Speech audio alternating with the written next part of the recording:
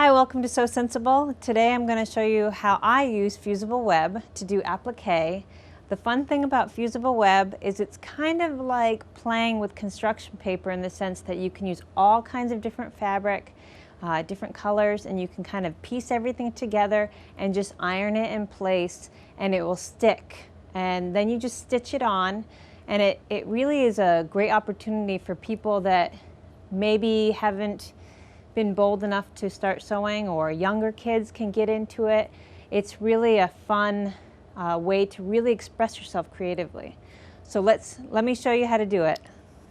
The first thing you're going to want to do is go to your craft store or fabric store and get some fusible web, and it's going to be paper on one side and it's going to be a kind of like a plastic glue on the other.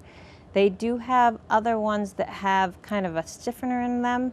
This is just simply glue, so it's an iron-on adhesive.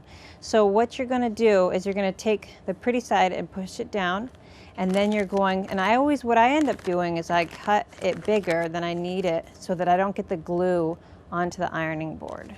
And then you're going to just heat it up.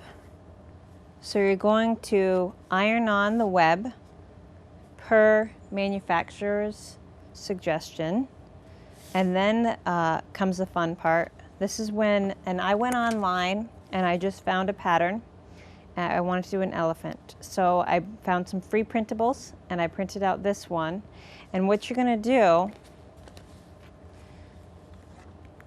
you can pin it in place if you want. I'm just going to hold it in place. Okay, so I've got the pattern and I traced it. So this was the ear. And I trace that too. And it's okay if you draw outside of or inside of the lines because you're just going to cut it out.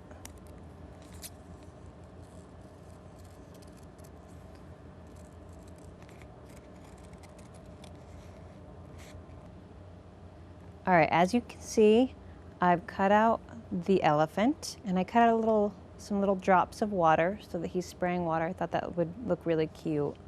And don't worry about these scraps. These are still great. You can still do a lot of different things with them, and they already have the fusible web on them, so they're just easy to just cut out whatever shapes you need and just put them on your project. So the next thing we're going to do is we're going to put this onto a patchwork. So when I looked at this, I decided how big of a square I wanted to attach it to, and I went with 9.5 by 9.5. Okay, so now you're going to figure out where you want it on the block, and you're simply going to go and you're going to peel that paper off the back of it.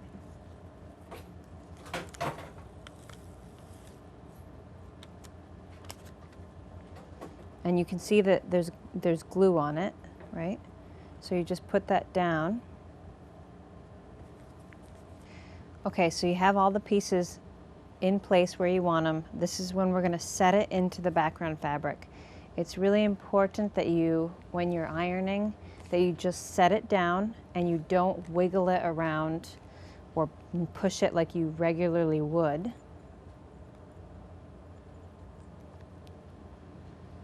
And you can carefully check the edges. See, it's not down here, but it is over here.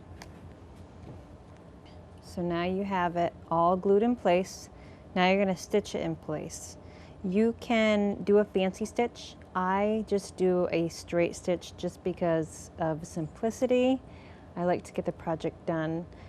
If you're going to be putting this on a quilt or a shirt or something that's going to get a lot of wear and tear, you're going to want to use a small zigzag stitch, which is called a satin stitch, which is basically a solid line of thread in a zigzag pattern to kind of really make sure that all the edges are covered and there's not going to be a lot of fraying in the wash. So here we go.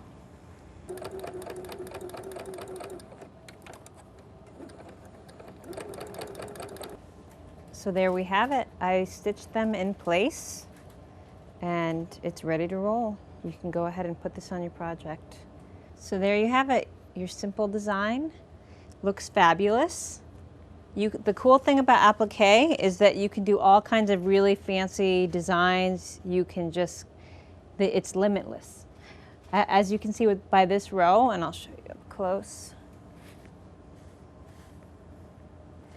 there's all kinds of little details here with the cow and the tree with the apples on it.